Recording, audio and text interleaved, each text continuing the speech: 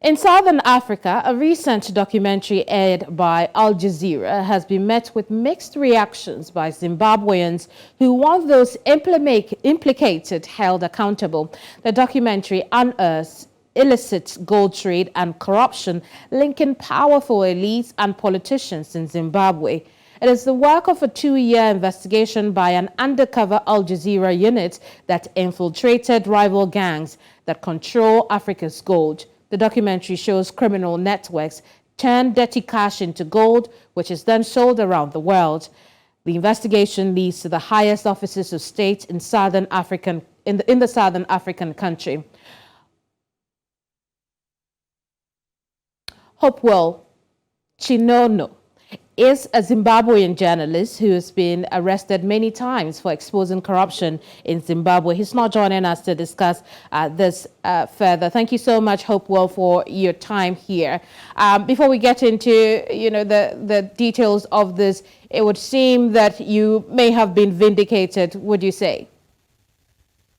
Yeah, thank you very much for hosting me. Indeed, I feel vindicated, and it's not only me, it's a lot of citizens. I've seen a lot of social media posts today alluding to that fact, because we have been speaking about how the looting of gold and the plunder of gold has affected the economy and has affected public services. 150 million US dollars worth of gold is smuggled out of Zimbabwe every month. And to give you a context, the 6 biggest hospitals in Zimbabwe, which are the central hospitals, they cost only 50 million US dollars to run for the whole year. So what these gangs, political elite gangs, have been plundering is gold that is worth 150 million US dollars every month. 150 million dollars can run our public hospitals for 3 years. General public is taking in all the information that have been released around the natural resources that are indeed supposed to help their country, now only cornered by the elite. Yes, it's very unfortunate because I've been sent to prison 3 times for exposing corruption. And one of the ladies who is in the documentary film, who is the president's niece, was the reason why I was sent to prison in 2020 the second time, after I had exposed that she was going to get bail unopposed when she had been arrested at the Robert Mugabe International Airport trying to smuggle 6.7 kilograms of gold to Dubai. They do this every week. As the documentary film, which was broadcast by Al Jazeera, alluded to, what they've been doing is dealing with criminal gangs that bring in money into the country. And so it's also money laundering involved. It's also the plunder of the country's natural resources involved. And this leads to public service failure. And as I said, the biggest hospital in Zimbabwe only has 1 maternity theater that is working. And what is looted in a month can build 4,500 maternity theaters. Very well. So has there been any response to these revelations by the government?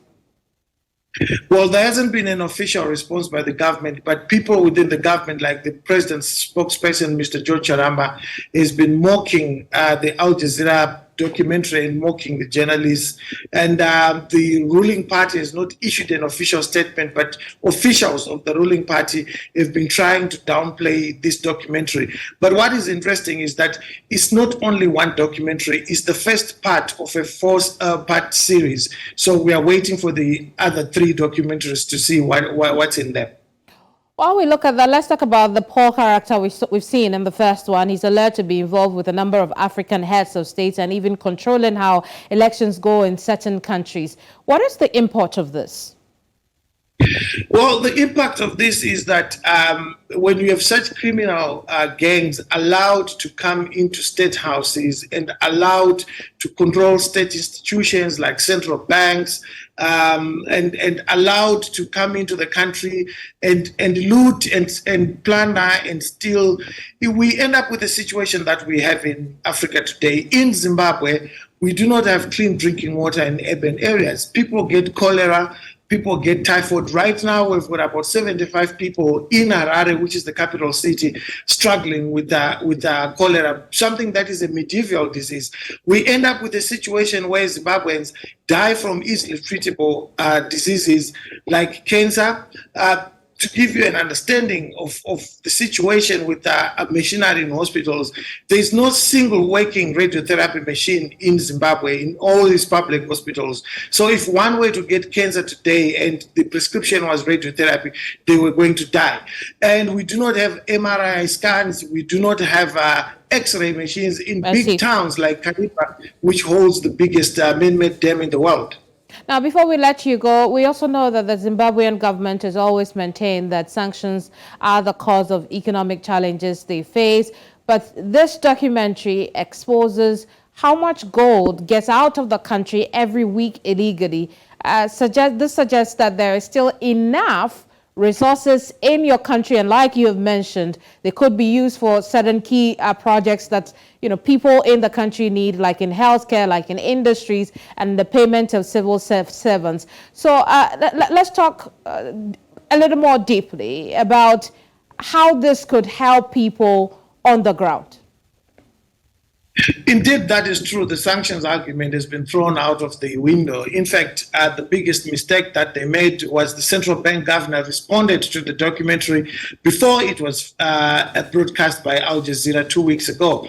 And he said that there's no sanctions against gold trading or against the central bank. This has been a political argument that has been used by ZANU-PF and unscrupulous African leaders who have not paid attention to what has been happening to Zimbabwe. We've always argued that the real issue in Zimbabwe is corruption, it is the looting of public funds, it is the plunder of the country's natural resources. Zimbabwe has got enough to run its affairs, to run its economy, and for its economy to be very competitive in Africa. At one point, Zimbabwe's economy was the second most sophisticated in Africa, just after our independence. We inherited a robust economy from the colonial regime. So the argument that sanctions have caused this is, of course, been thrown out of the window. There is enough natural resource base in Zimbabwe to run this country properly, and we don't even need to borrow money from institutions like the World Bank and IMF. But we've had to do that because we have got a leadership which is predatory.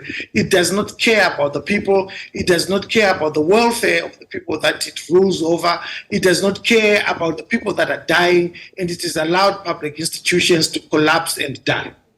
Hopefully, I look forward to talking to you again in the future when the other parts of the series is released. Thank you so much for your time. Thank you for having me.